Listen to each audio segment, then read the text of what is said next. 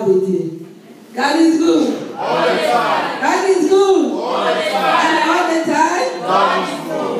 Je vous aime dans l'amour du Seigneur. Merci pasteur, merci maman Justine pour l'opportunité de parler de la part du Seigneur. Amen. Amen. Vous êtes dans la joie? Amen. On manifeste la joie du Seigneur. Quand on est dans la maison du Seigneur, on est toujours dans la joie. Amen. Amen. Alléluia. Bien-aimés, aujourd'hui nous allons parler de quelque chose. Toujours nous parlons, c'est quelque chose là, ça vient toujours de la parole de Dieu. Amen. Dieu nous aime beaucoup et il nous parle à tout moment. Aujourd'hui, le Seigneur m'a mis à cœur.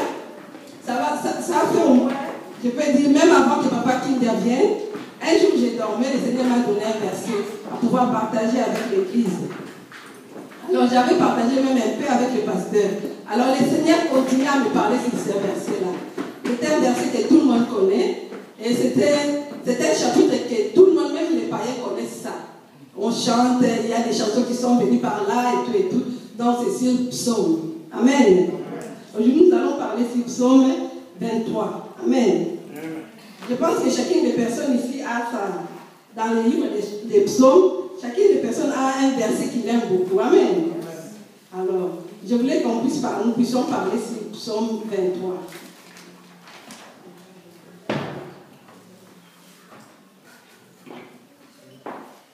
Avant cela, nous allons prier.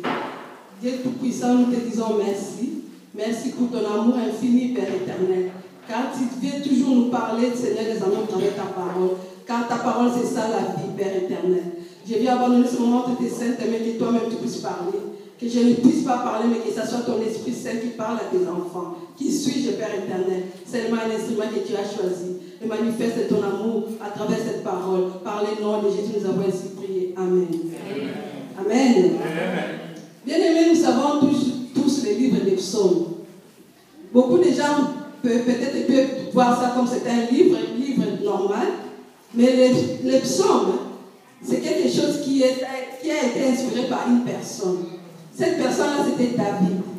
Pourquoi David a pu appeler ce livre les psaumes? Il a appelé ce livre psaume parce que pour lui, c'était une adoration. Là, les psaumes, ce sont des adorations, c'est la louange que nous donnons à notre Dieu. Amen. Amen. Alors, quand nous méditons ces psaumes, quand nous méditons sur un verset sur psaume, mets-toi en tête que tu es en train de méditer, d'adorer et de louer ton Seigneur. Alors, David avait intitulé ce chapitre-là comme psaume parce qu'il était un peu combatif. Amen. Amen. David a parcouru beaucoup de combats. Il était vraiment malmené par-ci, par-là. Alors, quand un jour il était assis, il a dit non, avant ou après tous les combats que je suis en train de parcourir, il me faut quelque chose de bon pour mon Seigneur. Et alors, le Seigneur lui a inspiré à pouvoir chanter. Donc, pour dire que dans Psaume, c'est une chanson. Psaume, c'est une chanson que nous chantons quand nous sommes devant un combat, quand nous sommes devant un problème qui nous préoccupe. C'est ça que David a appelé ça psaume. Donc, pour comprendre que, pour mettre dans ta tête que quand, à tout moment que tu médites ces psaumes, sache que tu es en train de chanter, de louer, d'adorer ton Dieu. Amen. Amen. Et tu adores et tu loues ton Dieu. C'est quand tu es devant une situation qui te préoccupe. Une situation qui est vraiment, qui est au-dessus de toutes choses. Tu ne peux plus supporter. Alors tu commences à chanter les psaumes de David. C'est quelque chose qui est, comme les soldats, quand ils partent au combat, ils ont leur chant, qui chantent pour manifester leur victoire ou pour les encourager à aller vers ces combats-là. Amen. Donc les psaumes, c'est notre chanson de combat en tant que chrétiens. À tout moment que nous méditons ces psaumes, nous chantons cela, nous sommes en train de chanter devant les combats qui est devant nous. Amen. Amen. Donc pour dire que c'est une livre écrite par une personne que le Seigneur a beaucoup aimé. Le Seigneur a aimé David, car nous savons que le nom de David même signifie Dieu t'aime.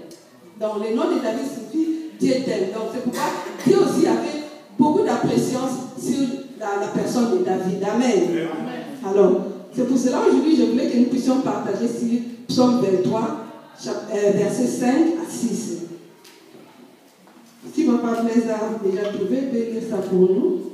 Psaume 23, 5 à 6, je lis le nom de Jésus. Amen. Tu dresses devant moi une table en face de mes adversaires. Amen. Tu oins d'huile ma tête et ma coupe déborde. Amen. Oui. Nous allons ensuite. Oui, le bonheur et la grâce m'accompagneront tous les jours de ma vie. Et je reviendrai dans la maison de l'Éternel pour la durée de mes jours. Amen. Alléluia. La Bible dit, tu vois ma tête et ma coupe déborde. Et mon sujet, c'est ma coupe déborde. Amen. Pourquoi nous allons dire aujourd'hui, c'est ma coupe déborde?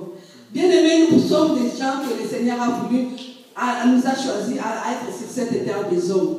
Nous sommes devant des préoccupations, nous sommes devant des problèmes qui nous préoccupent des fois. Des problèmes qui, des fois, tu n'arrives même pas toi-même à comprendre d'où ça vient et d'où ça part. Mais c'est devant toi. Et tu ne sais pas comment te débarrasser de ces problèmes-là. Bien aimé, si nous nous regardons comme ça, je regarde Maman Justine, je vois la figure de Maman Justine, mais je ne vois pas son cœur. Si je regarde Papa Blaise, Papa Lino, je vois leur figure, mais je ne connais pas leur cœur. Pour dire que le cœur de l'homme, c'est le domaine de Dieu. Amen. Donc on peut être ici des enfants de Dieu, on se voit et on se regarde, on connaît que ça c'est Maman José, ça c'est Maman Francine, mais son cœur, ce n'est pas mon domaine. C'est le domaine de Dieu. Donc c'est quelque chose qui est profond. Alors David, il était au milieu des gens qui voyaient leur visage. Il voyait le visage des gens, mais il ne voyait pas leur cœur. Alors, il avait aimé ces gens-là à être avec eux, mais ces gens-là, dans leur cœur, ils n'avaient pas de l'amour envers David. Amen. Ils les ont maltraités, ils les ont préoccupés. David a passé des combats sur combats.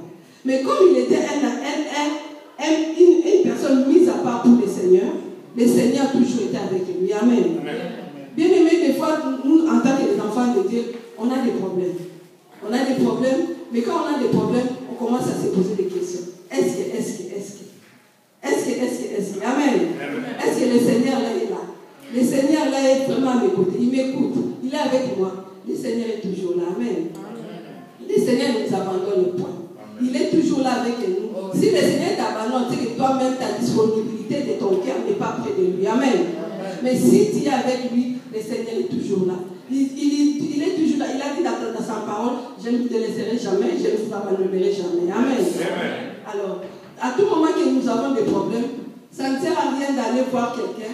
Ça ne sert à rien d'aller partager ton problème. Oui, en tant que des humains, nous pouvons partager des problèmes. Mais pour moi, en méditant cette parole, j'ai vu que j'ai pris la décision de ne plus partager mon problème avec quelqu'un avant que je partage cela avec le Seigneur. Amen. Si tu partages ton problème avec le Seigneur, sache qu'avec un cœur ouvert, le Seigneur va te répondre. Avec un cœur ouvert, le Seigneur va se manifester dans ta vie.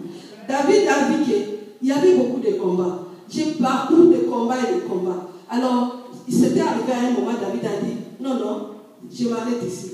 Je ne peux plus aller dans ce combat-là seul. Je suis fatigué à exercer ma force, à exercer mon intelligence. Donc, je vais aller avec ce combat-là. Je m'arrête ici pour que j'invoque quelqu'un qui peut m'accompagner sur ce combat-là. Amen. Donc, David a commencé à méditer, a commencé à prier, à demander la volonté du Seigneur. Seigneur, accompagne-moi sur ce combat. Va avec moi dans ce combat. Parce que j'ai commencé, alors ça ne m'a pas donné de solution. Mais maintenant, là, je veux que tu m'accompagnes. Amen. Bien-aimé, qui t'accompagne dans tes problèmes? Qui est avec toi dans tes problèmes? Nous sommes des bien-aimés, nous nous appelons bien-aimés. Je reprends encore, je connais la figure de Papa Stéphane, mais je ne connais pas son cœur. Amen. Donc, qui t'accompagne sur tes problèmes? Alors, David a compris. Si nous lisons bien, nous savons que David, la Bible dit, l'homme selon le cœur de l'Éternel. Amen. Il était vraiment un ami du Seigneur. Le Seigneur l'avait beaucoup aimé. Mais quand il a compris que non, je suis l'homme selon le cœur du Seigneur, mais les combats que j'ai parcourus, c'était avec ma force. Alors le Seigneur aussi n'était pas avec lui. Alors quand il a compris que non, je peux aller vers quelqu'un qui doit m'accompagner vers ces combats-là, alors l'amour du Seigneur, ça a commencé à se manifester au travers de David par rapport à son nom. Amen. Alors David s'est approché du Seigneur, il a médité, il a prié, il est parti dans le combat, le second combat avec le Seigneur. Quand il est parti dans ce combat-là, il y avait toujours des hauts et des bas, mais en lui, il savait que j'ai mon Seigneur qui m'accompagne. Bien aimé, notre foi, nous devons toujours manifester notre foi dans tout ce qui est comme problème. La foi n'est pas quelque chose qu'on peut manipuler, qu'on peut toucher comme ça. La foi, ça reste en toi. Comme si la foi est en toi, cette foi-là t'accompagnera partout où tu iras. Mais quand notre foi commence à être ballottée, quand il y a un problème, est-ce que c'était là? Alors, tu n'es plus dans la foi. Et quand tu n'es plus dans la foi, la Bible nous dit, est-ce que le Seigneur trouvera toujours des gens qui ont la foi dans cette terre quand il viendra? Donc, nous devons toujours garder notre foi. Bien-aimé, David a commencé à aller sur ce combat avec le Seigneur. Il a commencé à marcher avec le Seigneur. Le Seigneur commence à se manifester dans la vie de David. Toi aussi, peut-être tu es ici, tu as toujours des problèmes. Je vais faire une petite illustration sur qu'est-ce que c'est la coupe et qu'est-ce que c'est l'huile. Si nous regardons, j'ai un verre et de l'eau. Alors, je voulais seulement dire qu'en hébreu, la coupe signifie la vie. Donc, toi, en tant que personne, tu es la vie. Donc, quand on te voit, on voit la vie. Alors, la coupe ici, comme David a dit, je veux que ma coupe déborde. Je ne sais pas que si toi aussi tu veux que ta coupe qui est vie déborde. Mais David, quand il a compris, il a dit que Seigneur, huile ma tête et que ma coupe déborde. Amen. Amen. Si je commence à mettre de l'eau ici dans ces verres ici, je suis en train de mettre selon la façon dont moi, la limite de ce que je veux que de l'eau puisse arriver. David aussi commençait à penser à ça. Je mets de l'eau, et puis ça arrive à un moment, j'arrête. Amen. Amen. Là, ça c'est la vie. Je peux dire que ça c'est moi, la vie, c'est mon rémi. Avec de l'eau que j'ai mis là, ce sont des problèmes qui m'encablent. Amen. Amen. Je mets de l'eau, ce sont des problèmes que j'ai, des problèmes qui me tourmentent. De l'eau là est remplie de problèmes. Donc ma vie est remplie de problèmes. Je suis en train, et à part ça, des problèmes arrivent toujours. Ça vient toujours. Ça vient. Et David, quand il a vu ça, il a dit non, j'arrête ici. Seigneur, je veux que toi tu puisses amener une goutte d'eau pour que ma coupe déborde. Amen. Moi aussi, en tant qu'une personne, je suis plein de problèmes. Mais le problème est là rempli. Je commence à demander, Seigneur, comment est-ce que ce problème va s'écouler pour que je sois un peu dégagé. Je commence à prier. David a commencé à prier. Et à un moment, il a demandé la volonté du Seigneur. Le Seigneur est venu avec une goutte d'eau. Il a commencé à renverser. Et nous voyons que le verre commence de l'eau commence à couler. Tous les problèmes que David avait, c'est tombé. Amen. Quand c'est tombé, David s'est senti libéré. Moi aussi, quand je mets les gouttes de l'eau qui est le Seigneur lui-même, quand nous savons que Jésus est l'eau vive. Quand il est venu mettre son goutte d'eau dans mes problèmes sortent, ça s'est commencé à se débarrasser de moi et je me sens un peu libéré. Bien aimé, nous devons toujours appeler le Seigneur au moment où nous sommes bouleversés. Nous sommes remplis de problèmes. On peut dire, on regarde Maman Timba, on dit hey, Maman Timba, elle est bourrée de problèmes, elle est bourrée de dettes, elle est bourrée de ceci, elle est bourrée de ceci. Mais si Maman Timba commence à s'agenouiller, à chercher la face du Seigneur, les mêmes gens qui ont commencé à parler d'elle, mais quand le Seigneur viendra avec une goutte d'eau, ils vont commencer à acclamer si Maman Timba. Ils vont voir que Maman Timba est devenue libérée. La Maman Timba est devenue libre avec ses problèmes. Ces mêmes gens-là vont commencer à acclamer pour les Maman Timba. Pour dire que cette femme-là, elle était bourrée de problèmes. Regarde comment elle est devenue. Regarde comment elle est là. Donc le Seigneur nous accorde toujours son amour si nous sommes près de lui. Amen. C'est la même chose que David a commencé à comprendre. Il continue à dire, Seigneur, je veux que ma coupe déborde. David était devant des problèmes. David était encore devant des problèmes qui étaient vraiment bouleversantes. Mais David a dit, Seigneur, que ma coupe déborde. Bien aimé, si nous sommes sur cette terre, il y a toujours des problèmes. Toi, quels sont les problèmes que toi tu as? Je rentre encore pour dire que je vois la figure de Maman Justine, mais je ne vois pas son cœur.